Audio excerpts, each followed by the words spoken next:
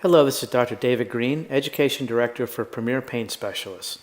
Today's topic is avoiding surgery for degenerative disc disease. The normal intervertebral disc contains 80% water and 20% collagens and other proteins. The analogy is to that of a jelly donut with the harder outer covering called the annulus fibrosus, which does have nerve endings, okay, and the inner jelly, which is called the nucleus pulposus. The disc serves as an excellent shock absorber as we walk, jump, twist, bend. Water is pushed out, a shock is absorbed, and then it draws back in. When you start to get degenerative disc disease, what's basically happening is that the disc is losing water content. Okay? You start to lose height. So here's a healthy disc. Here's a disc that's degenerating, losing height, bulging out. All right? You can get pain from cracks and tears in the outer disc called the annulus. Okay, 40% of the time the intervertebral disc is the cause of low back pain. This can lead to inflammation and irritation of adjacent nerve roots.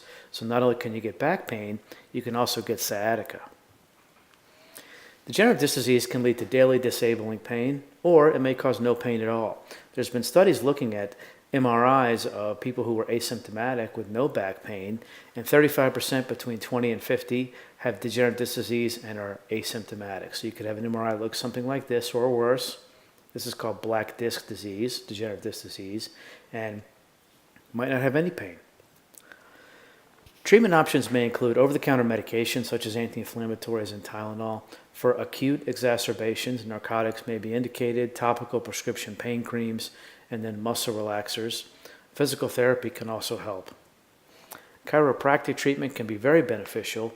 TENS units, which are about the size of an iPod, they go on your belt. They have foam pads that go over the low back that emit slight electrical impulses through them, and it can change the way the brain perceives pain signals.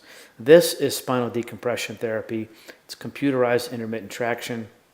It's been shown to be over 80% effective for pain relief of degenerative disc disease. Acupuncture can also be beneficial. When it comes to interventional treatments, trigger point injections can help for any spasms being incurred. Intradiscal treatment, which is where the needle goes into the disc, and studies have shown that can provide months at a time of pain relief. What's injected is typically steroid, but we'll get into a moment about regenerative medicine. A lot of times when you have degenerative disc disease, the facet joints in the back of the spine are causing pain from all the stresses that they're seeing. So treatments may include medial branch blocks, direct facet injections, and if those work and then wear off, a person can go on to have a radiofrequency ablation, which can provide excellent pain relief for up to 2 years. Epidural injections can be beneficial if adjacent nerve roots are being irritated. One treatment that's not really used much anymore is adept, intradiscal electrothermal treatment. Insurance companies stopped paying for it after studies kept showing that it didn't work. And then a mild procedure is minimally invasive lumbar discectomy or lumbar decompression. And that treatment is actually very helpful, and it's non-operative and outpatient. Here's a radiofrequency ablation. You can see this is in the low back, and then you have these little nerve endings coming out and providing sensation to these joints, here, here.